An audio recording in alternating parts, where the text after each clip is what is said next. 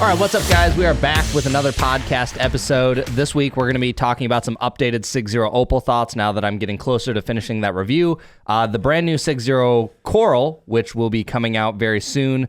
And then we're going to be talking about some of the best Black Friday deals. These are, probably about a week away. Some of them are already going, but there's a lot of really good deals. So just kind of wanted to give you guys some updates on what we think are some of the best ones that are worth checking out. And we'll get to that soon. And then in the kitchen, just some small stuff about training that I wanted to go over that I thought has been kind of interesting lately. So let's just dive right into this thing. Do it. First of all, we need to talk about last week's podcast length. This is very funny. So very frequently, you guys will hear us say, oh man, this is a long one. Like, we got to wrap this one up. Wait, hold on. No. It's always at the very beginning, you'll be like, I don't know, this is probably going to be a really, really short one. It's going to be a struggle to, get anything out of this. And then it ends up being the longest pod we've done. Well, there's that. But then there's also usually once we pass the hour mark and I look at the TV behind us, I'm like, oh, this has been going for a while. We got to wrap this up. And I think it was very funny watching people in the comments last week try and figure out or just think about why we say that. Yeah. And pretty much all the answers were wrong, which I thought was funny. Some people are like, oh, it must be an algorithm thing. Like, they're trying to optimize and only short videos are good for the algorithm. I was like, nope. I couldn't care less what the algorithm thinks. It's just because people complain for some reason about long podcasts. Last week was the first podcast ever, because that was probably the second longest podcast ever done in Pickleball Studio history. And the comments, probably just because we mentioned it a couple times, were like, dude, no, we like the long podcast. Just give us the long podcast. But I'm telling you, every other time, hit about the hour 20, maybe the hour and a half mark. There's always someone in the comments that's like, you guys ramble too long, man. I wish you guys are wasting my time, blah, blah, blah. Like, you guys need to make them shorter. Yeah. So I'm like, okay, well, if you think we're rambling, we'll try and make them a little shorter. And so I just thought it was funny that last week everyone was like, no, they need to be longer. Make them longer. Also, I did get a good chuckle out of, we constantly mention how our California audience loves the long pods. The amount of people that are like, hey, East Coast deserves some love too. Like, we listen to you over here as well. Like, we like the long pods as well. So, hey, we hear you. East Coast, you get, some well-deserved love as well. I think the thing that just cracks me up about people who hate when a podcast is long, and maybe I'm just missing something here. I don't have all the answers here, or, I'm not necessarily correct on this, but there are timestamps in the description and in the little YouTube bar. I'm like, if you don't want to watch the whole thing, just skip to what you think is relevant. Like, you don't got to listen to all of it. It's like, I listen to podcasts constantly. Not much pickleball content because we make content, so I stay away from listening to other content. But just outside of that, listen to a lot of random podcasts, and there's literally no point. I appreciate when it's longer because I just get more out of it. Yeah. So, or if I'm like, oh, that part's boring, I'll just go like, I want this timestamp. Yeah. Instead of it lasting for one car ride, it lasts, a whole week's worth of car rides. So I appreciate it. Yeah. It's just better. So our question this week to you is, what is the ideal podcast length? I'm not saying we're going to do anything about it. I'm going to ramble as long as I'm going to ramble, but I'm just curious what people actually think the ideal length is. And that's the funny thing is, like, a lot of times we can just go on and on and on. Like, I'm sure we could make every week a 2-hour podcast. Maybe not every week, but we could go on for a long time. But most of the time, we're not even trying to end at the same, hour 15, hour 20 mark. It just naturally happens. Like, oh, we're kind of finished. There was like 4 or 5 pods in a row, I think, roughly, that all ended within like a minute of each other. Yeah. I was like, wow, that's crazy, because that is not on purpose. Consistency, baby. That's right. So anyways, let us know down in the comments. So you guys gave us a good little chuckle about that last week. Oh, actually, real quick, I just got to give a quick shout out. There's no way. I know what you're going to say. There's zero. If this guy's listening, there's no way. I don't believe it. I apologize deeply. I do not remember your YouTube name or if it was your actual name. But in the comments, speaking of chuckles, somebody was like, hey, Isaac, completely off topic, but I just wanted to say I love your name so much that I just named my kid after you.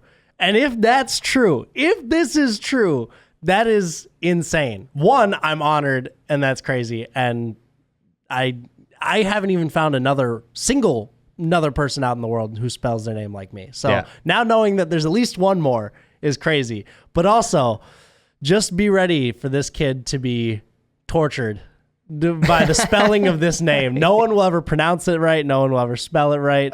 You have to explain it everywhere you go. But if this is real and it's not a joke, insane. Bro, unless I get a DM of that birth certificate, I don't believe it. There's just no way. That would just... I'm just trying to imagine. I don't know if this is the husband or the wife. I'm just assuming based on our audience that it was probably the husband since we have more male listeners. Yeah. But I'm just trying to imagine the husband explaining to his wife, like, hey, if she doesn't even know what the podcast is, let's just assume maybe knows a little bit. That would be crazy. Hey, you know that one guy on the podcast? Yeah, that guy. That guy's name's Isaac. I want to name our kid after him. And no, could you imagine it was, I want to name our kid Isaac. Okay, yeah, sure, that's great. But then just spells Let me tell you how to spell. We're going to spell it. After he files the paperwork, she sees the name and is like, what the heck is this? Yeah. So, yeah, that gave me a real good chuckle and laugh.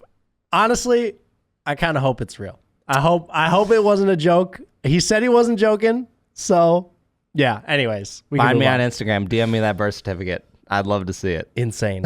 Okay. Anyways, we're going to cover some paddles real quick here. These are some SixZero paddles. So first I'm going to go over the Opal. And then I believe it's about 10 days. It's either the 27th or the 28th is when the Coral is actually going to drop. So we'll get to that second. But I've put a lot of time this week on the Opal trying to catch up and get this review done. And honestly, at this point, I could probably finish the review, but I'll give it a little bit more time just in case anything else changes. But anyways, last week I didn't have a lot of thoughts. This week I have a lot more thoughts. Okay. Boom. All right. Opal.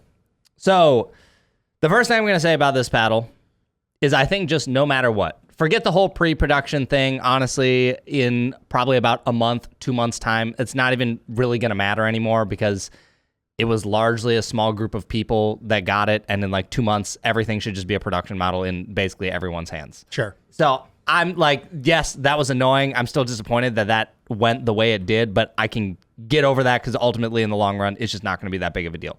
More just annoying short term. So this paddle, I think no matter how you slice it, will just be a polarizing paddle. That doesn't mean it's a bad paddle, but I think there are paddles out there that are just good enough overall or neutral enough overall that like most people who pick them up would go, this is a good paddle. Like if Back I'm looking in the day, it was the 002. But there really wasn't much competition. There just wasn't out that there much for it back competition. then. Exactly. It's way different now. But if I'm thinking paddles right now, like looking at the wall, the 11624 Power Series, most people who pick it up, they could say it's a great paddle. J2NF, most people could agree it's a great paddle, even if it's not for them. Vatic Pro BF, most people pick it up. Yeah, this is a fine paddle. Like, I mean, honestly, there's tons of paddles on I was this just wall. talking to somebody last night who is coming from an Engage paddle who used a Honolulu J2K NF. Said he loved it. J2NF, you mean? What did I say? J2K NF. You said K. Yeah. I just making sure I knew which one you were talking about. J2NF. Loco, that's another one. Like, it just, as a power paddle goes, like, not going to be that polarizing. Yep. The Opal is going to have people who are super fans and literally can't understand how anyone could dislike it. Yeah, exactly. And then there are going to be other people who are literally like, this paddle is not good. I agree with you, but what I will say is it is infinitely less polarizing than the pre-production version that we got. Well, yes. But like, forgetting about that, it's like... It is definitely still a polarizing paddle. It's in that camp. I think it's going to be in kind of like how the Waves was polarizing, where they're carbon ambassadors. They're like, dude, I don't know what Carbon was doing this. And there are other people like, dude, this is literally Carbon's best paddle ever. Yeah. And then you, like I said, you just see some other paddles that people are like, yeah, like, I don't know, it's like pretty good overall. Like there's really, with the Loco, most people who pick that thing up, they're not, everyone likes it pretty much. I have not found a single person that's like, Loco's not a good paddle. Yeah. It's just like, it's solid. So just know going in, if you're curious, if you are thinking about this paddle, I would really watch as many reviews of this thing as you can and really know what your play style is. Because but also, I don't think there's going to be a lot of middle ground. I know there's a bunch of videos that came out a while ago that are of the pre-production one. Yeah. So not sure how many videos have been made with this one because people are really only just getting their hands on the actual production version. Yeah. So I don't know. I feel like you got to take every video out there with a grain of salt right now. Sure. So, okay, let's talk about why I think this paddle is going to be polarizing. The first thing is going to be the sweet spot and the power drop off. So it really reminds me of power paddles from a year and a half, 2 years ago, where there used to be very distinct trade-offs. I'm thinking paddles like the Pro Power Elongated, where you could absolutely obliterate a ball if you wanted to. If you could consistently hit the center, it was awesome. But you start missing outside of that center, and that ball is not going anywhere. Yeah. And I feel very similar about the Opal, and I can't tell you how many times I've been playing it, and I go to hit a reset, and I catch it, you know, like right at the edge here, maybe here. The throat in particular is an area that definitely feels very dead. I would say as soon as you drop below, like, I'd say about this line right here, probably around the O and below starts to feel. For those listening, it's probably like a third. 3 inches above the handle. It's about a third of the paddle face. Yeah, a third of the paddle face. On the bottom. Now, look, and I'm not saying that normally is an awesome spot, but I've been hitting a lot of paddles recently, and not a single one of those did that ever even cross my mind. Sure. And then I pick up the Black Opal, and it's something like, oh my gosh. So when you hit the center, you're going to get a ton of power out of it, and it feels awesome. It's like very satisfying. It's the foam Gen 1, foam paddle tech. I agree. It has a similar drop off and like dead spot feeling to a Gen 1, but more reminiscent like overall feedback of foam. Yeah. If that makes sense. Yeah, I would completely agree. So that I think is going to be a big thing. Like resetting to me has definitely been a tricky aspect of it. And even like when I'm sometimes going on a counter or even a slightly higher ball that's like maybe moving, like in mixed, if I'm like coming over to take a ball, sometimes I'll catch it a little closer to the top and I'm like, dude, I was expecting way more power out of that. And I think that's what makes it the confidence a little shaky, is I just don't always know what I'm going to get. Like I just don't always hit the center. Right. Like even as someone who's like pretty darn close to 5-0 at this point, I'm not hitting center all the time. And it definitely does not feel good when you get like in these regions. Yeah. So keep that in mind. I was going to say, this is the 5-0 meter paddle. You're hitting the dead spot a lot. It's because, you're still 3.5. It's okay. Wait, you know what? I was thinking. Nothing wrong with that. In my boomstick review, one of the things I was saying was I would like really only probably recommend it for 4.5 plus, mostly just because of how high the pop and power was. I think people Too easy to pop the ball up. Exactly. But if I was taking this paddle and comparing it, even more so, I would say 4.5 plus. It's the same issue in the opposite direction. So where the boomstick is like, you might catch it a little too clean and launch one in the air and give your opponent an overhead or a shoulder high ball. This one is like, you might not hit the sweet spot all the time, and it's just going to die and not even go over the net. Yeah. So similar issue in the opposite direction. And I think just because, and I think you could even have the same issue. Like I've definitely had times where I caught the center and maybe it like caught me off guard a little bit, and I was like, oh my gosh. Also, I was going to say, you working out over here? You got weight all the way around the entire paddle. I mean, I know it's 0.5 gram per inch, but we're going to get to that. Actually, we'll hop into that in just a second. So actually, we'll hop into it now. So because the sweet spot is just kind of rough, I was like, okay, let's see what weight can do for this. So my first setup was I took 3 gram pods and I put them 2 on each side, so 6 grams per side, and I did that right below 3 and 9. So basically where the bottom corner starts, and then I just went up with those 2 pods because I didn't want the swing weight to be too high on this. Sure.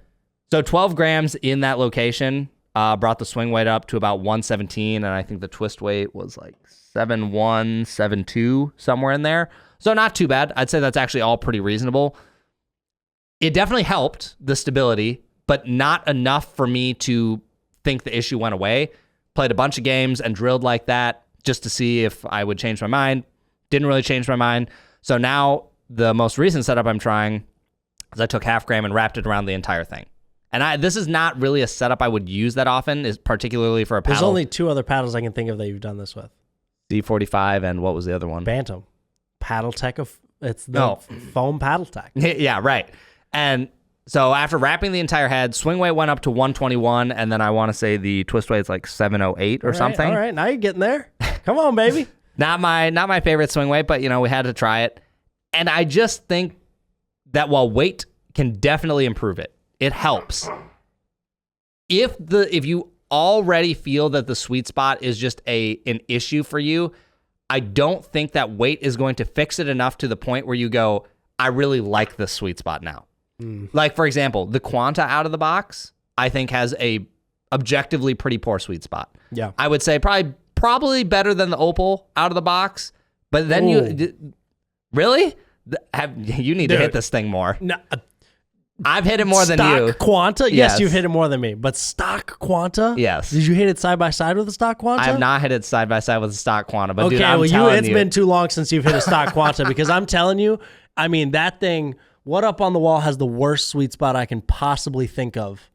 I don't know, maybe Paddle Tech or those Adidas paddle 007, bro. Quanta defeats them all. Quanta's the final boss of bad there's sweet no spot. way the Quanta's worse than the 007. With the 10 no mil? lead? The 10 mil? Dude, No. it's probably not actually worse, but it's fighting for it. It's fighting for it. And I'll hit one the lack stock. of stability. I'll hit one stock just to see. But I personally, how I remember it, I would take the Quanta sweet spot stock over If this. I'm going stock for stock, I'm taking an Opal. But my point is, the Quanta sweet spot is objectively bad out of the box. It is not a good sweet spot. Yes. But then you add weight, and for me, it's to the point where I'm like, I don't notice anymore. I don't complain. I'm Well, you fine see with a the sweet spot. drastic improvement quickly with even minimal, maybe not minimal amounts of weight, but with weight. Yeah. You see large improvement. With this, with about the same amount of weight, maybe a tiny bit less than the Quanta, it doesn't fix it for me. Not as much of a change. It definitely goes up, but it's like at absolute best, if I'm being as generous as I can possibly be, I would put it at neutral sweet spot. I'm curious, did the sound change at all when you added weight? Yes. Sound changed more so when I wrapped the entire head. Like I immediately went and bounced Did the it ball. change tones similar to how a Quanta does, where it gets a lot deeper? I don't know if it's deeper. I don't know how I would describe the sound change, but it changes. Okay. Without a doubt, it changes. Sure.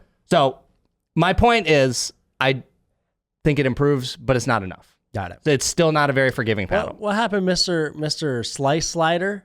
Huh? It doesn't fit on this one. You have to get... We don't have the 14 ones? yeah, Oh, I on the thought we did. 16s. They're coming. Oh, got it. Okay. Otherwise, I was going to. That was my plan. Got it. It would have been nicer because then I could have changed things quicker. Yeah.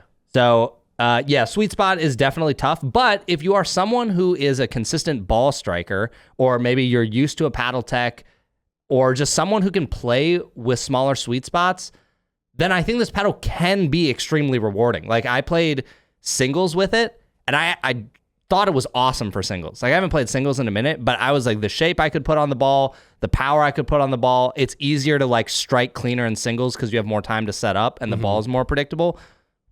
Thought it was great. But doubles, it's very hard to play the soft game. Yeah. Doubles and singles paddles, I have very, very different preferences for doubles and singles. Not that I play that much singles anymore because of my knees, but I would probably have no issue playing with this in singles other than it's a hybrid. The small sweet spot doesn't bother me. I've enjoyed recently playing singles with a Gen 1 paddle. So, yeah. Yeah. So I think it is good for that. Power, drives, very big. Serves, very big. I really like it for that. I don't think there's much issue there. If you get a higher up ball, I think putting it away is not too much of a problem. It's just when... Some of the drives I hit and overheads I hit in Dallas when we were at that SixZero event, they fly. They're flying. It's moving fast compared... Jeez, that thing we have a dryer downstairs that just buzzed. If anyone could hear went that. on forever. It's definitely not lacking in power, but I definitely think it's behind in control and sweet spot compared to other foam paddles at the moment. I think I really hated the pre-production one we got. Mm-hmm. This completely different in my opinion. Change that completely. I don't know if I'd say I love this paddle, and I have to play with it with more weights, different weight setups, because I haven't played actual games with different weight setups yet. So I don't have as good of an opinion as you do at the moment. But I don't know if this would be something I would play a tournament with. Yeah. I think it's a good paddle, but I don't think it's fits my preferences to where I would use it. Exactly. I think I can recognize that there are people where this is going to fit and they're really going to like it. But I just like, for context, let's go back to the waves. Let's take another foam paddle that I just didn't really love. That is a paddle I would not have taken to a tournament, and the pool of people I could recommend that to, for me, was just like very small. I'm not saying that no one would like it. I think there are, like, you clearly liked it. Mm-hmm. There are other people that like it. You got beat by one? I did get beat by one. Surprised Carvin didn't sign that guy on the spot. That would have been so funny. They made a post about that. Oh, that would have been really elite. I should send them the content. Oh, that would have been really funny.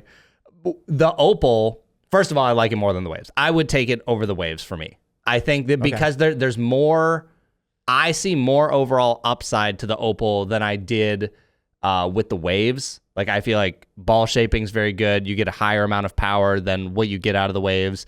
And sweet spot, I'd honestly have to like compare them side by side to which I think is better out of the box. Honestly, the things that are holding it back the most for me is it only comes in a hybrid shape. Mm-hmm. It has the arrow curved head, and it's a 14. Mm-hmm. Those are just three things that I dislike. So, like, it could play amazing, but for those three reasons, I personally wouldn't use it. Now, I get why they won't make it in a 16. Dale was saying that with some of the technology they use, it would just get too heavy for their preference. So I understand not wanting to make it in a 16.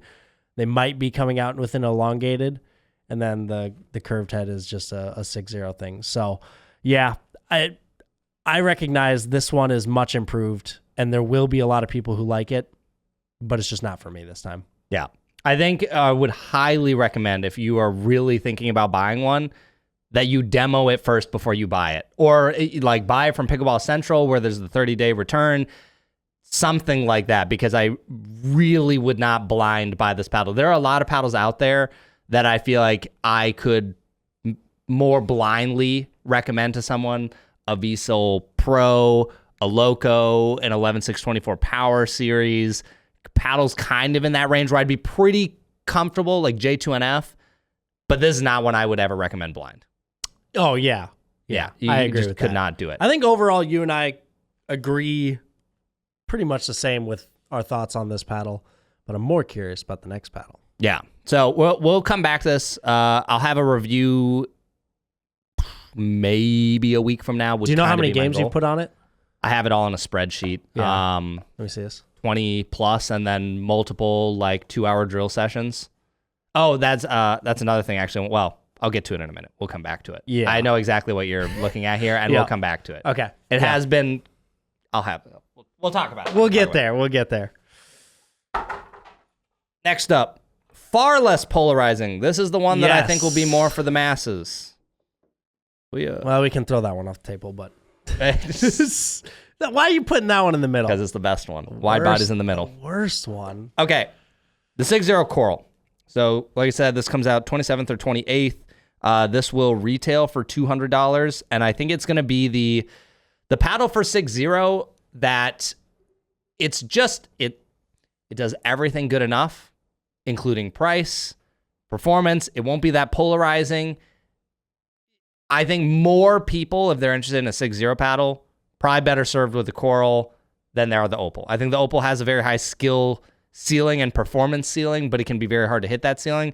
The Opal, I think most people could probably pick it up and go, or sorry, the Coral, most people could pick it up and be probably pretty content and play some solid pickleball. Yeah.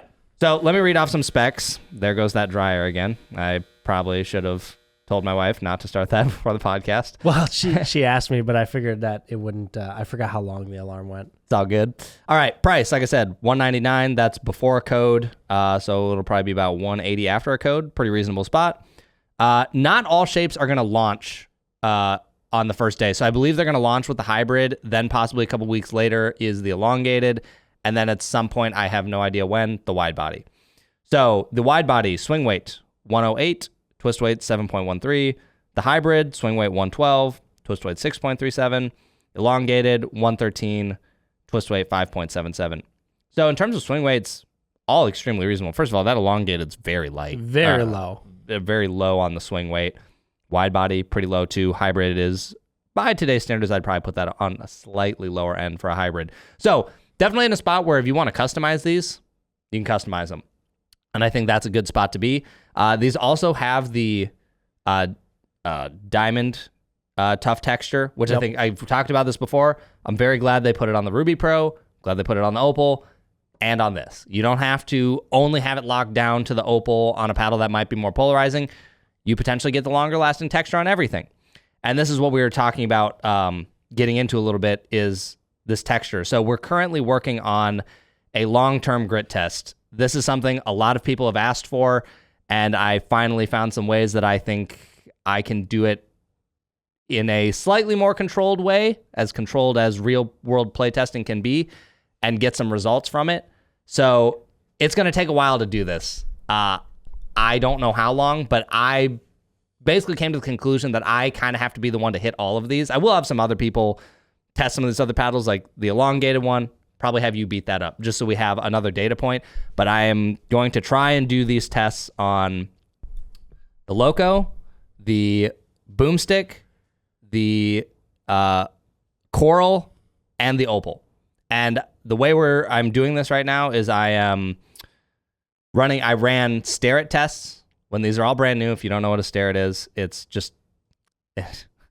the device USAP uses to measure grit. It literally just tells you how rough something is. There's a lot of reasons that this device is not that awesome, but it'll be fine enough for this, just to get a ballpark. So that'll measure the roughness, so we can see how the roughness fades over time. I also ran RPM tests when the paddles are brand new. I'm logging every game, every drill session, the condition I was playing in, the ball I used, the level I played. It's all going into a spreadsheet. And then at different intervals, I rerun after cleaning the face with some spray. I am then rerunning the stare test to see how the drop is going. So at some point, there will be results from this. But since, again, I'm the one that will be hitting most of these. It's going to take a while. And I have to still get reviews done on other stuff. This is not going to be quick. Yeah. So people are going to have to be a little patient about this, but we're working on that currently, and I'm very curious to see the results. There really is just no fast way to do this. No. Originally, the way I was going to do it was I was going to probably request multiple units of a lot of these, and then I was just going to pass them out to different people, have them log all their playtime. And I don't think that I still may do that. I think it could still be useful. The only problem I had with it was, okay, well, I can't really compare if let's say I'm testing the diamond grit or diamond tough, and then I give someone else a boomstick.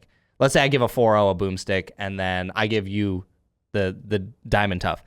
You can't really say Infinigrit didn't last as long or diamond tough lasted longer, because 5.0 hitting and 4.0 hitting is not the same. It's not, not even close to the same. So that's why I was like, well, shoot, I kind of have to do all of it to just control at least what the same level is. Yeah.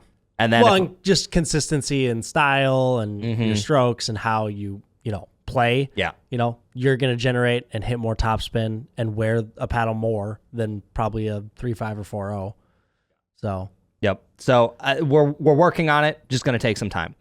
So, okay. First of all, this is an EPP EVA foam core. So it's kind of the Coral Diesel, that is. Quanta, Boomstick, Loco. Yep. It's same. It's the recipe that works right now. Different, but same. Yeah. If anyone got that reference, you're a real one. So I'm glad they did that, because I'm sure they saw these are all gaining a lot of popularity. They play very well. They figure, well, why don't we do that and slap Diamond Tough on it and see how it lasts? So I think that's a good market separator if it actually lasts. Let's talk about the on-court performance a little bit. So I put some games on these the other day, and I feel like I got a pretty good sense of how they play. Okay. First things first, these are all court paddles. Wouldn't call them power paddles, especially if you're coming from the Opal. Yeah. Very substantial drop from the Opal. And that's not a bad thing. I think I said this in my charm video, but I think it's good that we're filling that area because everything has been so power focused. I think not everyone needs that. This is it's interesting though, because it's very, for anyone that saw our recent review on the charm, it's very like charm-like, where I feel like the sound plays a role, and it doesn't really feel like a power paddle, but I would, from my hitting with the elongated, I would probably say the elongated coral hits harder than the charm. I hit them side by side. Sure, but I mean, charm also wasn't really a power paddle. Like, it wasn't super juiced or anything. No, but we were saying it was like, upper all court, bottom of power, like really scraping bottom of power. Yeah. So, like, yeah, I'd probably put it in the all court category, but I'd put it like the top of every paddle in the all court category. I kind of feel like with how the industry has gone, like control, all court, and power almost needs to be redefined. Because it's gotten so muddy. It used to be very clear, and now I feel like, for example, let's take the Opal, let's take the Boomstick, let's take an Inferno. We'll even slap the Loco in there. I'm like, okay, yeah, I would call all of these power paddles. They hit the ball hard, particularly the first couple I mentioned, like Opal, Boomstick. Yeah. And then if you take something like a J2NF, which, 6 months ago, a year ago, definitely would have classified that as a power paddle.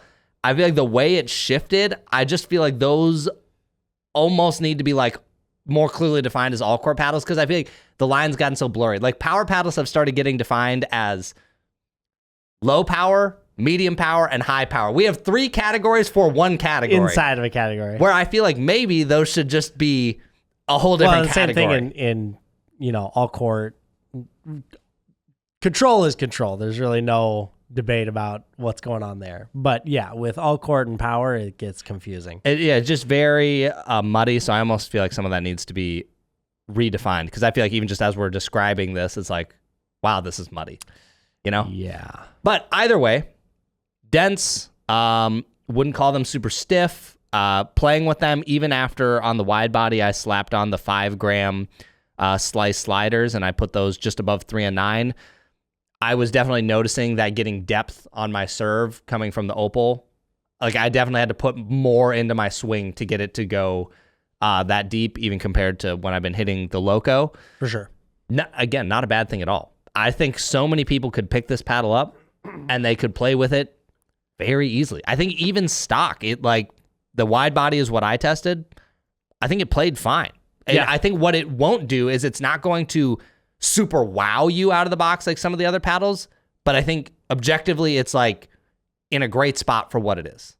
I feel like for my preferences, I was more impressed with the Corals initially when we first hit them in Dallas, side by side with the Opal, than I was the Opal. Like, why? I just overall performance. Like, is it hitting the ball? Can I hit the ball as hard? No. But spin, sweet spot, we'll just say pop and power. Not that it is as poppy and power, but it's good for like what I would need or want. Balance, everything about it was great. The only thing at the event was I just didn't have any weight, and I knew I would be better with weight on it. But I was more impressed playing with this than the Opal. Sure. This, like, if I had to choose, I would take the Coral over the Opal.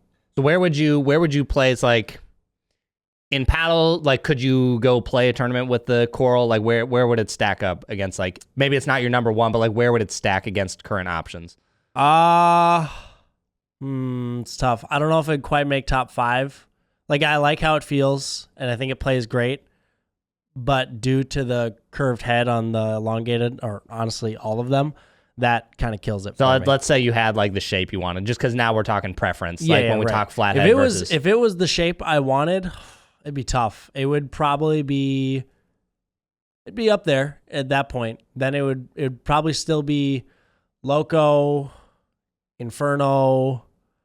Honestly, it might. It'd probably be close to third. Okay. I could probably get it close to third. Okay. I think if it had the right shape. Yeah, and weight or whatever. Yeah. Yep. I think it felt great. It just the curved head for flicks I did not like. Sure. Yeah, so I don't know. I think it's like one of those ones where, I think everyone, when there's a new paddle, they really want or maybe even expect it to have this huge wow factor. Like, wow, it's got to be like one of the top things ever. It needs to like top the charts of everything. And I think all court paddles are probably rarely ever going to do that. But I think they're such a safe bet for everyone. And then you stack that with hopefully grit that actually lasts longer. Like that's a pretty good value add for a lot of people if it actually holds up. You know, you're getting some better durability with foam and then hopefully the grit. Like and at $200, that's pretty reasonable, I'd say. Yeah. So I don't know. We'll see with more time, you know, maybe more weight in different spots kind of like opens these up. Maybe there's a small like loosening period and they start to feel a little looser after that. But playing with it last night, like I didn't have any complaints. Yeah, same. I mean, it was like I was able to shape the ball. Sweet spot felt good. There wasn't that many dead zone. Like there just wasn't many things to complain about other than it just wasn't in the shape that I preferred. Yeah. So to me, this paddle stands out more than the Opal to me. Yeah. If I was making a recommendation, it's Coral over Opal. It's a much more easier, like broad sweeping paddle to recommend to people where it's not going to be like, as you said, like a blind recommendation. This would be easier to get into than like just handing somebody an Opal. Yeah, for sure. And it's kind of nice that they have the 3 different segments. They have the Ruby Pro for people who are still kind of like the Gen 2 style paddles, but maybe just wanted a bit of an upgrade in pop and power. You've got the Coral, which now enters the foam market. Not going to be that polarizing. Most people could pick this up and be fine. And then you've got the Opal, which will just be super polarizing. And some people love it. Some people hate it. Yeah. So I don't know. I think they've got a pretty good lineup, and hopefully the textures hold up. I'm like really looking forward to seeing results on how all that holds up. I think it'll be kind of fun. Yeah. So we'll keep you guys posted, but those are some early thoughts on the Coral there. Okay. Really quickly, other paddle updates, because people I see in comments all the time, they're like, "Hey, when are paddle like reviews coming on these?" First one, RPM. I probably would have had a video to you guys about the RPMs a long time ago. James has been saying for like a month and a half, maybe coming up on 2 months. He's like, hey, they're coming. Probably close to 2 months. Yeah, like they're coming. They just never came. So I just said, forget it. And I bought them myself. Yeah. So at some point, there will probably be some content about the RPMs. I've been interested in seeing them personally, just looking at them. It's probably going to be along the lines of a Pro 4. It's clearly what they were going after. Yeah. So we'll see if there's enough value add at the price they are to differentiate from a Yola. I saw a handful out at Worlds. But yeah, I mean, I'm curious to see. I know people who have had them and they've been enjoying them. So just, you know, is it when you've got paddles like the Fury, the Cannon, the Yola, you know, you got competition on all sides of the price angle, like where does it stack up? We'll keep you guys posted. So, but that's why RPM hasn't been covered yet. Luzz, I've been waiting for 2 more units. I had to ask Luzz because you started hitting the Inferno right away and then used it at a tournament. So that thing's just super beat up now. Yeah. And I would just rather start with a paddle that is not beat up to review. And so they said they're out of stock. They made it sound like they didn't know when it was going to be back in stock. So when I have 2 more and I can actually compare brand new and used, I will do that. But I wasn't going to go blind into a review and potentially give bad information. Yep. There's like the new CR paddles from Honolulu that like maybe come out next month or something. They offered me some pre-production units. I don't review pre-production units, so I told them to just hang on to them. So that's why those aren't here yet. So yeah, just some updates on those. A few other really quick updates. I guess I don't have that much more to say, but the Slyce sliders, I have been using them. Like I said, I used it on the Coral yesterday. I've been using it on my Loco, and they work great. I think if you tighten them down just fine, there's no issue. Like at pretty much every game, I'll just check on them. Like I'll try and like really yank on them just to see, did it loosen at all? Is there any issue? I'll check my edge guard. I don't have like super extensive playtime on these things yet, but so far they're holding up great. And if they ever loosen, I will make sure to keep you guys posted. But as of now, it's been working fine. And it's it's great. Like in the middle of play, just slide it. It's awesome. Yeah, I think concept of them is nice, but I still just prefer to spread weight around on the paddle at the moment. Fair enough. But for what we do, I agree. They are great. It is a good concept, and I appreciate it. And then last thing, I had a lot of people. It's funny. I feel like I got this a handful of times at Worlds. So I figured I'd just talk about it a little bit. Loco has been my main for, I don't know, 2 months now, 2.5 months. For a while, I was thinking about, do I bounce between this and the boomstick? At this point, it's just definitively the Loco. Boomstick, I think if my Loco was not an option, like let's say I was at a tournament, I always bring it as a backup. since I didn't have 2 Locos. Always have the boomstick in the bag as a backup. But at this point, all my practice games, all my tournaments are with the Loco. I'm loving this paddle. I just recently got another new one, so I've been hitting that. And honestly, thankfully, not noticing any big difference between the two. It's not like, oh man, my first Loco changed much. I literally put the Slyce sliders on it, basically how I had my last weight setup, went straight into games, had no adjustment period. So I'm loving that paddle. I will also keep you guys updated on the grit, since I'm going to try and run some long-term tests on my brand new one. And I'll probably even re-RPM test my old Loco, even though I don't know exactly how many games. I could ballpark it. But I still have that old white one, the first one that got sent to us, the like technically pre-production one, but nothing actually changed except for the graphics and color.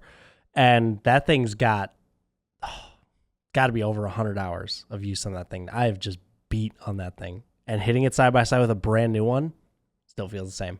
Yeah. So very impressed. Yeah, I'm loving that paddle. Like I said in my review, it was not probably a paddle company that I expected this year and it's not because they just like made bad paddles or something, but it was just, they always lagged behind what I felt were some of the better options. And this one, like that wide body, dude, it's just awesome. Yeah. But I think there were people who like had seen the Loco review and they're like, oh, like it sounds like he likes it, but I don't know if he'd actually use it. And I think people at World's like, oh wait, you're actually using the Loco? And I was like, yes, like I said I liked it. Yeah. You know, like yeah. Look at you and I actually agreeing on paddle preference. One day you're gonna agree on the wide body, and then we'll really literally not a world where that exists. There is no multiverse.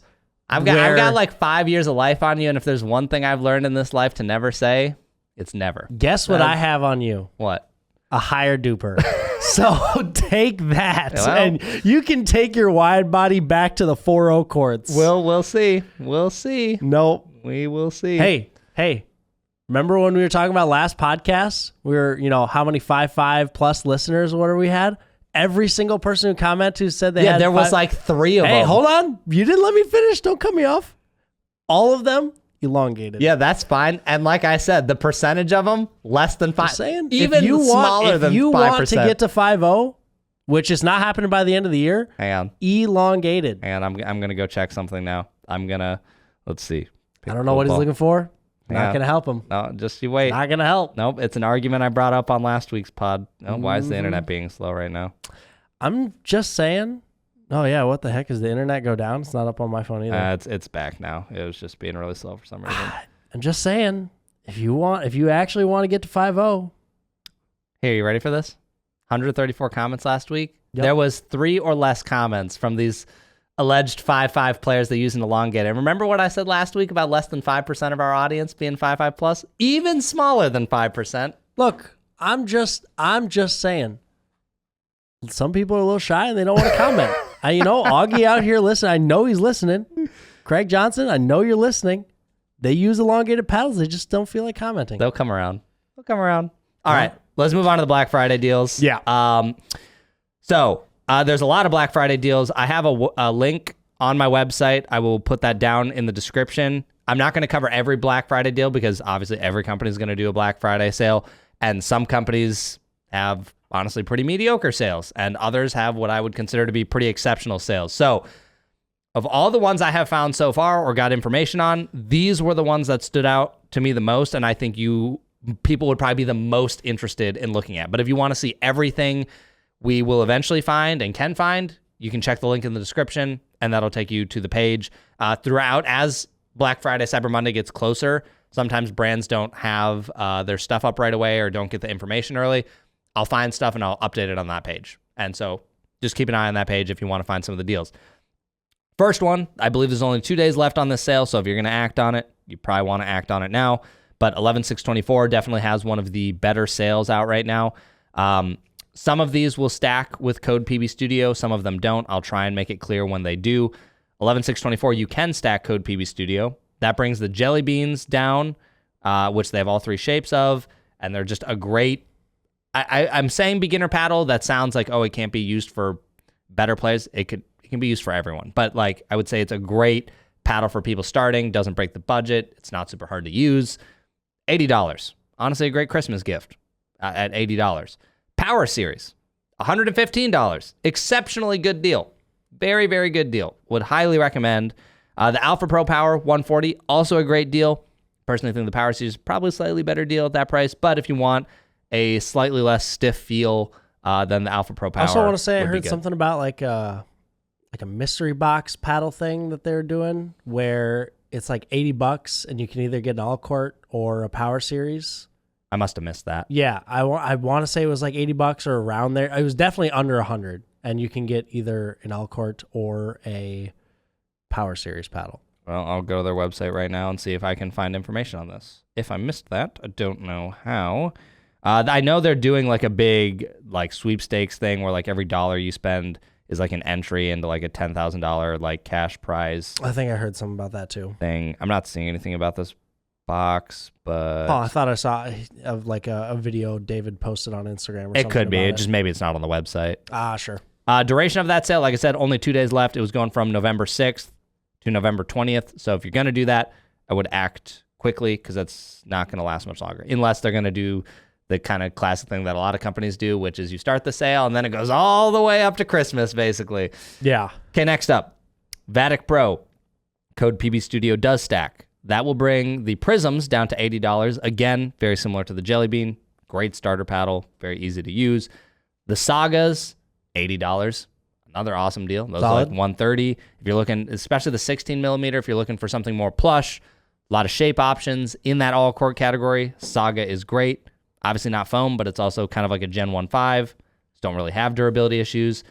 And then the V-Sol, which is probably the one everyone cares about. Those will also be 80. Everything across the board is just $80. If you want to try a foam paddle, these floating core foam paddles, you've been hearing about it, now's the time because that $80 for a V-Sol is very good deal. That's a very good deal. That's elite deal. Yeah. Duration of that sale is November 23rd to November 30th. Bread and butter up next. There is no code stacking. The Locos will be $169, which I believe is 15% off instead of the usual 10. You can use code BADABING, so BADABING, and that'll drop that price down. Shogun, Fat Boy, Invader, those will drop down to $129 from $189. The Filth goes from $165 to $119. And then probably the most elite deal they have on the website, the FORWRD bag that they did the collab with for bread and butter, that bag, and plus the shoe cube, normally that's $350. The price drops to $170.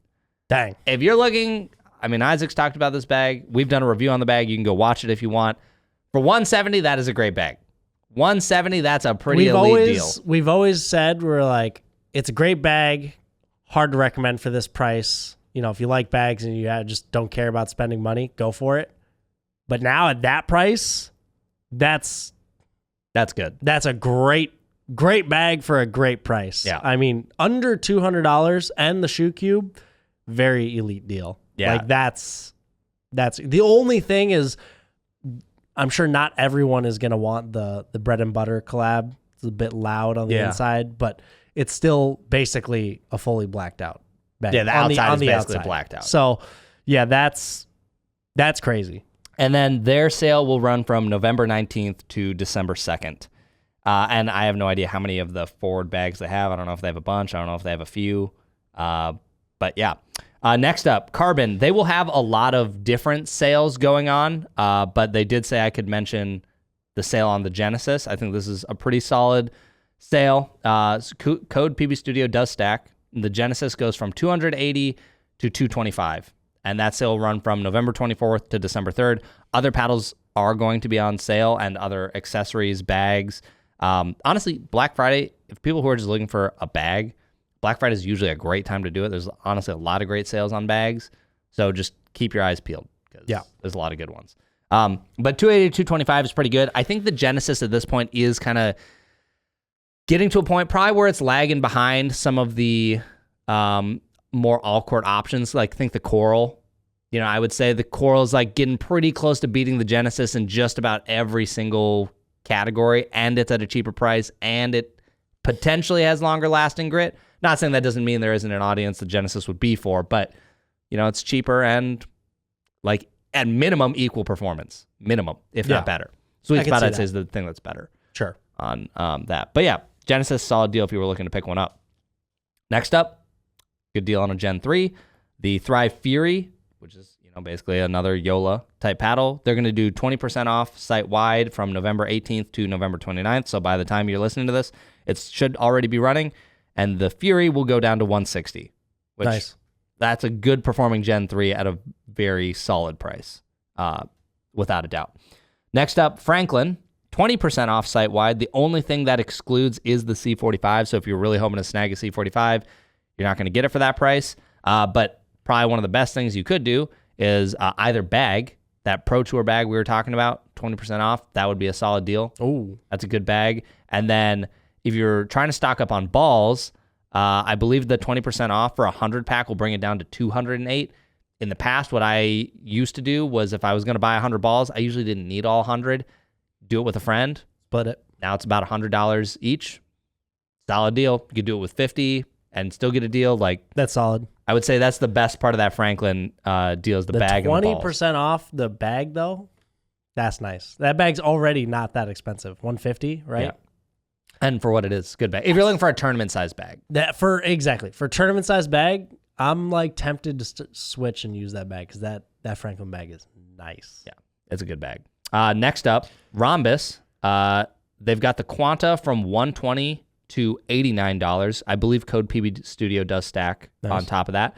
And then a lot of their other paddles are dropping down to 100. Honestly, you can kind of just tell that the Quanta was so popular that they're just trying to blow everything else out because it was like the Pulsar FX, the Refoam, all of them dropped to like $99. The Ripple go to 100? It went to 130, I believe, from 280. Still overpriced. I mean, yeah, when you can buy the Quanta, there's literally no reason to buy those the Ripple. Ripples are sitting up on shelves collecting dust. Those are paperweights. I'm sorry. That's probably a little over the top, a little mean, but those were not good paddles. Yeah, the Quanta just blows it out of the water. Yeah. I mean, every metric. Agreed. So, I mean, it's probably going to be tough to get rid of those. Real quick, I think I forgot to mention some of the sale dates. Franklin, November 27th to November 30th, so there is a pretty small range on that sale. Ronbus is November 26th to December 2nd. And then next up, Chorus has kind of like another big blowout sale. They had some stuff going on that was kind of unfortunate. I believe code PB Studio does stack here. The Shapeshifters, which honestly, as a control paddle in today's market, solid. It was one of those paddles that like didn't really generate a lot of buzz just because I think at the time they were equivalent or better paddles, and especially for the price.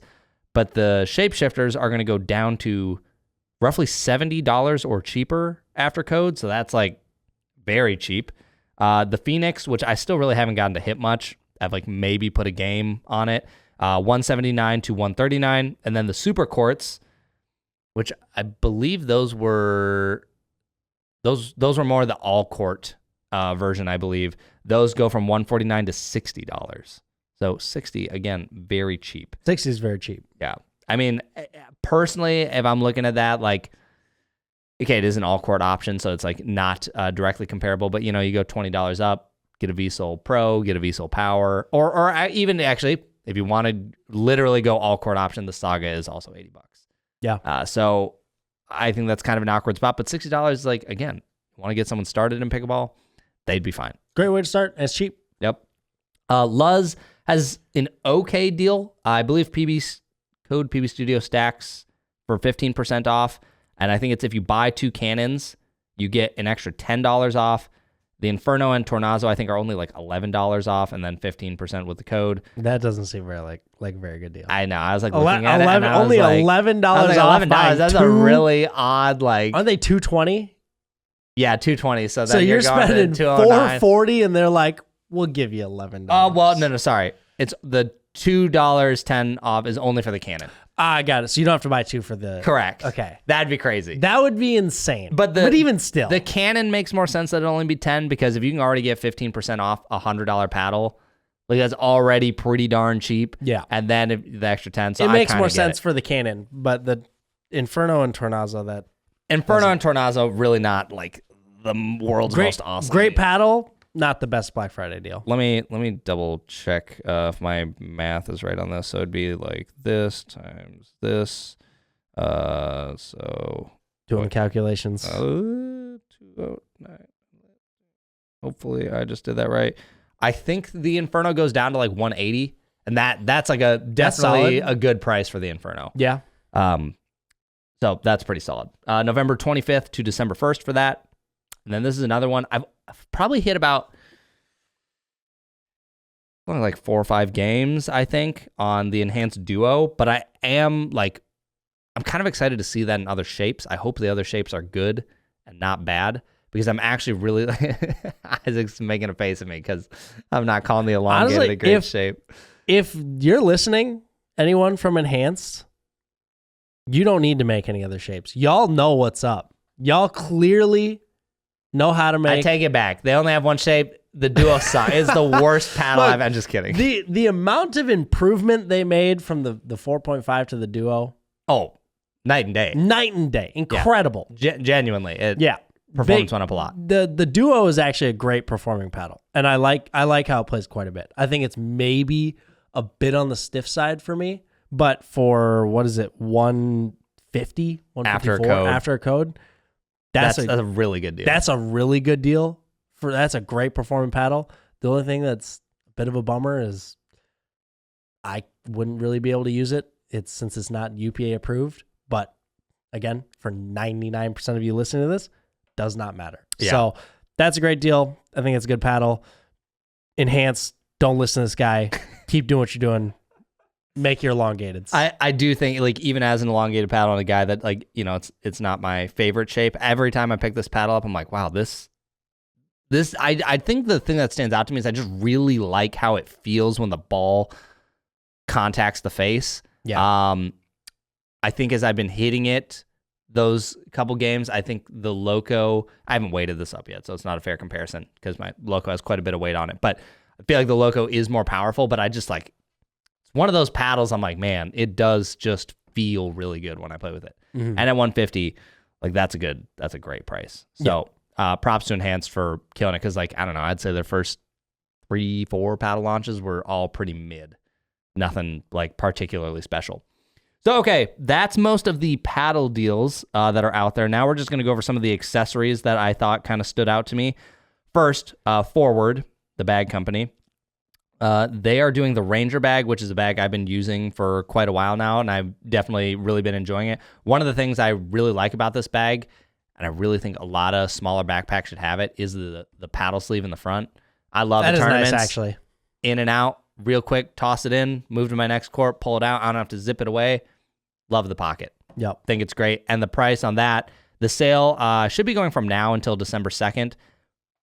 I wrote down November 21st, but I'm almost 100% positive that sale is running right now, so I don't know why I wrote that. But $185 to $135. I think $135 for the Ranger bag is a very reasonable price. The Court Caddy, not as good as the bread and butter sale, $325 to $243. So probably would pick it up. The better deal is definitely the Ranger bag. Yeah, the Ranger bag is definitely the better deal here. Yeah. Next up, Babolat. So I don't think Code PB Studio stacks. I think it's more, it helps us if you use it. Like, they just know, hey, this referral came from the guys at Pickleball Studio. So if you want to help support us, you can use it, but I don't believe it'll add a discount. I think it's already discounted. But their sale will be from November 27th to December 1st, and it's 20% off all Babolat products. Jeez. I think that's just the whole website, if I'm understanding correctly. And I've been using their Jet Tier 2 shoes. So I've kind of been I tried the Jet Tier 2s maybe a couple months ago, and I was very impressed with how long the rubber of the shoe lasted for me, particularly compared to my Head Revolts that I've used for years now. And those have always been a weak point of that shoe. Like, by far the weakest aspect of the Head Revolts is how long that rubber lasts. Like, I think I had a brand new pair still from years ago when I bought all those pairs of shoes. I'm still going through those. I think it was for Worlds.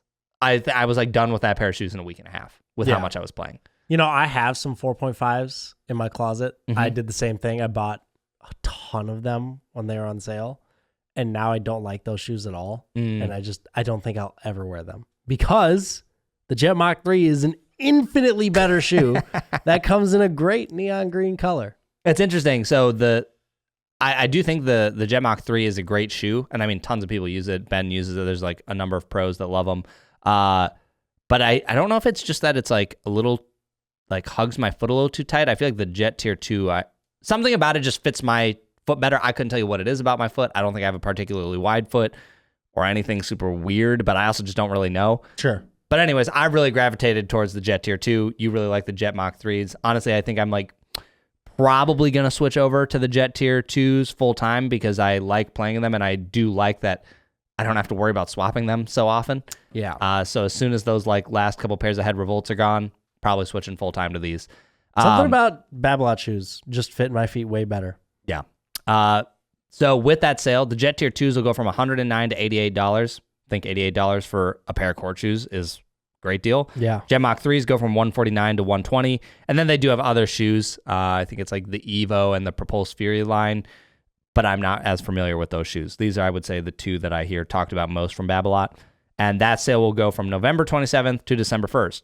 Okay. So if you're looking for court shoes, I think that's a great deal. I'm sure there's going to be a lot of court shoe deals out there. Oh, there's going to be tons. Whether that's like Pickleball Central or Tennis Warehouse or wherever. I was going to say there's going to be tennis websites, retailers. You can find shoe deals everywhere. So, Yep. I don't know. ChatGPT it. Yeah, true. And then last two we got here. Udrippin. They do overgrips. That'll be 30% off site-wide with code BF30. So if you're looking to stock up on some overgrips, that's a great deal. And then similarly, Bodhi Pickleball. A lot of people love their overgrips. You just started using their overgrips. Yeah. Sticky. November 28th through November 30th is their sale. Oh, I just realized for the Udrippin, I didn't have the duration. That's somewhere on the website. Sorry, I don't have that here, but it's on the website. Bodhi, November 28th through the 30th, and it'll be 25% off site-wide with code BF25. Nice. So I think there's a lot of great things you guys could potentially pick up. I think there's some great deals on paddles. I think there's accessories that are a great deal. And if you want to keep up with more as they show up, especially as Thanksgiving passes, we will keep that website posted. And I will probably even try and share some of these on Instagram just to keep people updated. So a lot of great stuff. Okay, kitchen.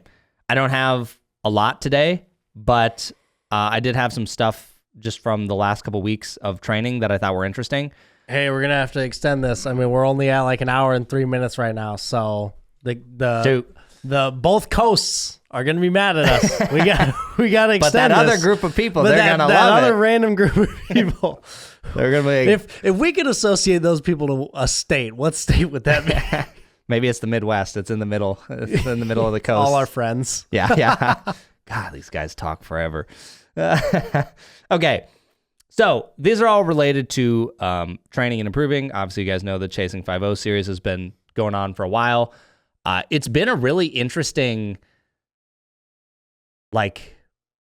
journey for all of this, because one of the things that I think is really interesting is Vegas was not that long ago, and Worlds also just happened. And like each tournament, I find something to fix. And usually by the next tournament, I feel like I fixed it in a pretty good way, or I have kind of whatever that issue was, like ways that I can correct it for the next tournament. And even since Vegas, which was only a couple weeks ago, I feel like there are things that have gotten a lot better. So after Worlds, watching tape back, one of the things that we caught was I pretty much always split step late. Every single time I split step, the ball has already been contacted and it's usually already moving at me. Like I might be split stepping when the ball is like passing the net, or sometimes even a little later, and I was getting to a lot of balls late. Sure. Particularly one of the matches that we lost, I was getting burned because I was split stepping so late. And so I was like, okay, well, clearly need to fix that. So the last, since Worlds, I guess week and a half, my whole thing has been focusing on split stepping more, trying to be like very conscious of when they are about to contact the ball, split step, and even just being more aggressive with my footwork. Because I think one of the things is the first day that I was trying to split step more and just be more aware of like moving my feet, I watched the tape back and I was like, okay, you did split step better, but you still are not moving enough. Like you still kind of look like you're standing still. Got the heavy feet. Yeah. And so the next time I played, I was like, we're going to go a little overboard so that then we know how to dial it in. Because most of the time, even when you think you're overdoing it, you're probably only just now doing it properly. Yeah. Like think about getting low. Whenever you think you're low enough, you could still go lower. Yeah. Like you think whatever this is the lowest I can go, you're like add 20% more. every time watching stuff, you're like, it's still not low enough. Come on. Yep. Just look at a picture of Vivian David, go to her Instagram, and look how low she is on the ground. That's where you need it. You've got that training tool, that bungee gravity thing belt that pulls you to the ground. I should actually use that again. It was kind of fun. Yeah.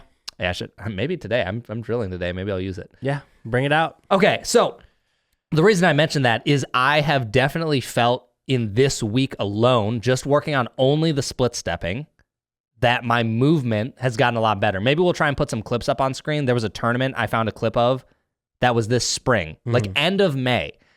And it just randomly came up and I was like, let me watch this. Watch it and I would go, oh my gosh, Chris, move your feet. You're literally standing still. Like I was watching it. If I didn't know, like if I only saw me moving and I didn't see the other people on the court, I bet you I would have thought minimum it was a year old, if not 2 years old. I would have been like, there's no way 4 or 5 months ago, that's how I was moving. You just looked on the like court. you were moving really slow. Slow and just not moving. Yeah. Like You just didn't want to move. It was terrible. But then I took one of, I played some games yesterday and I looked at those games and I was like, dude, you're bouncing like James Ignatowicz out here. So what got you to improve that? Adderall? I don't know. No, I'm just kidding. No. I'm just kidding. A lot of just thinking about it is really what it was. Like, and what's awesome about it is I feel like I'm much, as you would expect, obviously, I feel much less late to balls. I feel like I'm not getting burned behind me as much. And especially in mixed, one of the things we were trying to work on as a team was I wasn't probably taking as much court as I should have. Or like Mia would sometimes be like, oh, like I want you to take this ball, but like you're letting me hit it with a backhand. Like just come take it. And there was like a number of reasons for that, like had to work out some dynamics or whatever. But now I feel like I can cover a lot more and still be where I need to be. I don't know, just all of it feels much better. So I'd highly recommend film one of your games and just like, even if it's on your phone, literally just scrub through it slowly. And every time someone's like about to hit the ball, are you split stepped? Are you landing? Are you in the air? Where are you? I don't think people realize, like, it doesn't quite need to be James Ignatowicz level often of split stepping. Like, it's a little excessive. But I think people don't split step nearly as much as they should be. Mm-hmm. And I don't think people realize how important split stepping really is. Yeah. Like, for setting up, not obviously like dinks and stuff, but pretty much everything. Drives, drops, resets, volley, like everything. Moving through the transition. Exactly. You should just always be split stepping to get in position and be ready for the ball to come to you. Like when you're receiving a drive, people I see this so often are, if they are split stepping, they're also split stepping way too late. Mm-hmm. Like you should be split stepping and starting your swing when you're returning like a drive when the ball is like just passing the plane of the net, which is going to feel super early. But if you don't do it at that time, you're just going to be late to the ball. Yeah. And one of the reasons for me, if we did end up putting that clip on screen, that I started like split stepping, like just, kind of more like James at the kitchen. I don't know. Like, I'm not going to say that's the way everyone should do it. I don't even know that it's optimal. If you look at Ben, he's not split stepping that aggressively.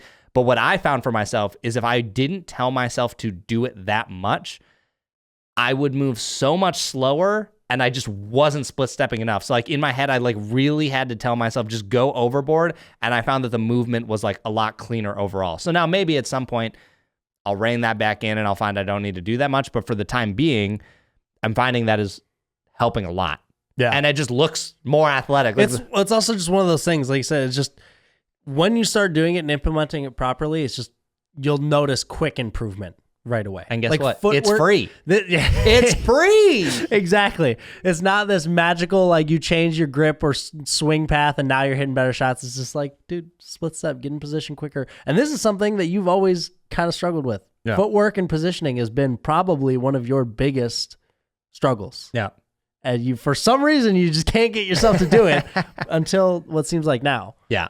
Yeah. I don't know. It's, I don't know why it took so long. I think what has really helped is it's one thing when you can kind of hear people say something about your game, just like maybe an offhanded comment after you're like, oh, hey, like, if you split stepped more, it'd probably help.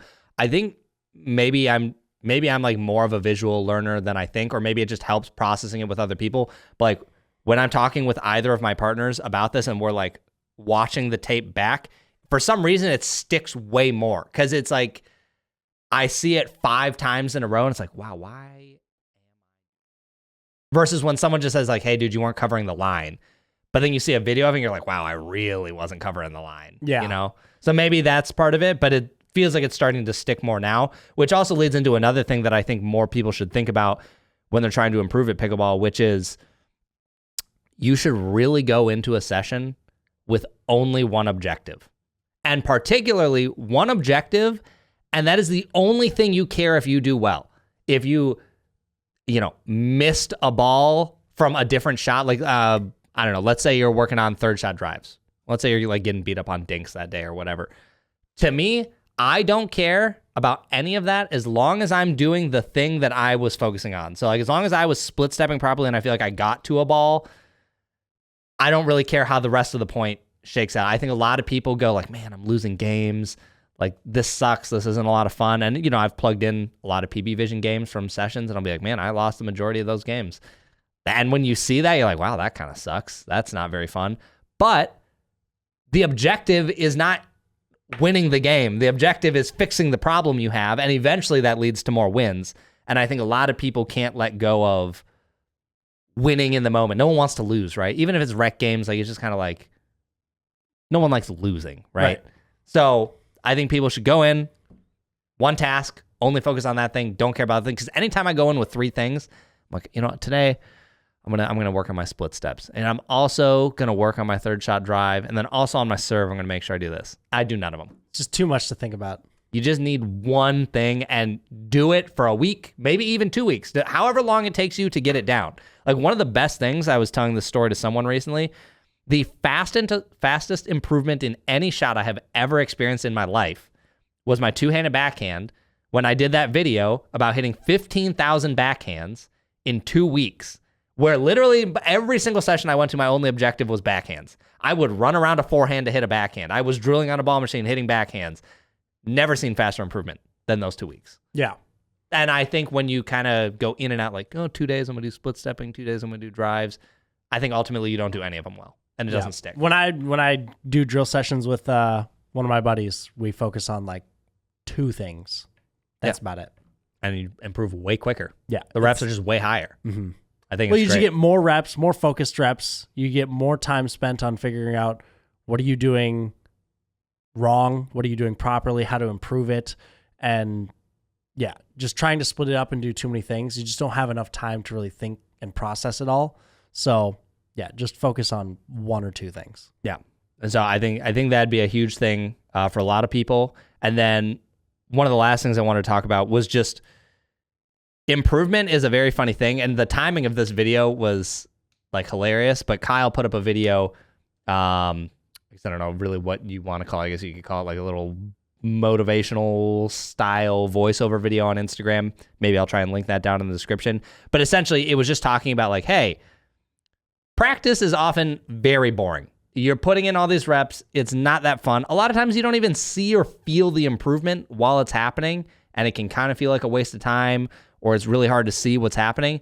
But I feel like in the last, I'd say 2 weeks, the last couple months of work feel like they're finally showing up. I was feeling improvement the whole way through. There was definitely things, especially on the mental side, that I think I was getting better at. But the last 2 weeks, it feels like, oh man, it's clicking. And some of the games I'm playing, I feel like a much better player. Like certain shots I'm hitting or the coverage of the court feels a lot better, or I feel more confident in like a hands battle. I think that's actually been a big thing. Like if I look at myself a year ago, anytime someone was about to speed the ball up, I'd flinch. And that doesn't... Court IQ is getting better. Court IQ is better. Like I just feel more confident on the court, and it just feels like all of that just suddenly hit me now. And I don't know why, but it just did. So I think my encouragement... It's finally being implemented, and you are recording it to finally actually like see and compare improvement from, even just 6-7 months ago. One, I think even more so what it is that some of it before, I think a couple months ago, I had to put a lot of conscious effort into it. And now I think those things are now subconscious, where I'm not actively thinking about it anymore. My brain is just like doing it in the background. And so like the split step thing, hopefully a couple more weeks, it's very automatic and I just don't think about it anymore. Yeah. But right now it's not my default. And I'm thinking the improvement feels really big once it hits your subconscious and you're not actively because thinking. it frees up space For other things. to work on and focus on other things. Yeah. Yeah. So I don't know. It's been really exciting, and I think my encouragement to everyone would be, look, if you're putting in a lot of work right now, dude, sometimes it just feels like a grind. Sometimes it feels boring. Putting in a lot of work. We're going to Lakeland here. So now for this segment of the kitchen, we're going to have a full in-depth breakdown of how to beat Chris and his partners. Let me tell you guys. Let me tell you. You know, it's really funny. There have definitely been some things when I'm just thinking of like chasing 5-0 episode ideas that when they're not tournaments, I'm just like, oh, like maybe I want to talk about like this improvement thing, or maybe I'll talk about like one of my partner's like strengths or weaknesses. And then I was sitting there and I was like, do I really want to let all these people know who are playing me how to beat me? That's the title of the video, Chasing 5-0 video we really need. What's that? Showing the real players, showing the real weaknesses and how y'all actually play on the court. Okay, no more of this highlight edits for y'all. Don't worry, Vegas has got plenty of lowlights for me. I didn't play that awesome in Vegas. No, I'm just messing around. But yeah, it is kind of funny for all these tournaments. Like, I mean, I don't think you haven't played any of the same people from. No, I don't think I played any tournament. 2 tournaments 2 times in a row. Yeah. But you know what's funny is every time someone says, "Oh, hey, you'll be in my bracket." Sometimes there's multiple people that said, and I don't play all of them. Yeah. But every time I always play one of them. There's at least one of them. Time. And somewhat I think the guy that designed the Opal, the graphic designer. Yeah. He was like, "Oh, hey, Chris, I'll be in your bracket at Lakeland." And I was like, "Well, great. That means we're gonna play each other first round because that's how this goes every single time." That's hilarious. Hey, I mean, I'm impressed. You haven't brought your other friend Owen with. You've left him back home. I haven't gone 0-2 once yet. You haven't gone 0-2, but there's still 4 more chances. 3, I think. I think it's only 3 left. 3 events? 3 tournaments. Well, no, I mean events. You could go 0-2 in men's. You could go 0-2 in mixed, both in Lakeland. You could go 0-2 in men's in Daytona. Yeah, and then there's a local. And then there's a local one. So Owen's lurking. Owen's looking over your shoulder. You know, I'm confident enough in my game I don't believe I'll go 0-2, but you never know. Maybe I'll play 2 crazy players and they'll absolutely dumpster me. For anyone out there listening right now, if you see him in your bracket, whether you're in Daytona, Lakeland, whatever, put the training boots on now. Make this man go 0-2. Okay? I'll put a ransom out there. $1,000 for anyone who knocks him out. You better be careful. Someone's gonna come collect that. I don't know if you got $1,000 to pay. For legal reasons, that's a joke. Just, but yeah, knock him out. Send him to the Shadow Realm. Nah, I'll send them to the Shadow Realm. I'll play so badly and unconventional that it's like you play those people and you're like, these are not better than me, but they're beating me. Okay, but what I will say though is I feel like you have an advantage on some of these people, because when people see a whole crew show up to the court and you and I are just setting up cameras everywhere, I feel like the people you play kind of get a little nervous. Maybe. I don't know if that's true, but it could be. Who knows? Who knows? You know what? I'm nervous out there too. So yeah, that's kind of everything we got this week. Like I said, we'll keep you guys updated on sales. You can click that link down in the description. And hopefully we got some more reviews coming. The end of the year is this time of year, every single year, sneaks up on me. Like we're about to be in paddle award season. And that's crazy. I think anytime we're at the end of October, I go, I got so much time for that. I don't even got to worry about it. And now I'm like, dude, I got to actually start like buying those trophies now. Like halfway through this month. Yeah. And it's, not a lot of time. I know. Yeah, we're starting to work on that now, and that's going to be. How are we going to step it up this time? We always go big for this video. What are we going to do this time? I don't know. We got to figure that out. I'm excited. It's going to be a lot of fun. Yeah, it's going to be excited for this year. So, all right, cool. Thanks for listening, guys, and we'll catch you next week. Peace.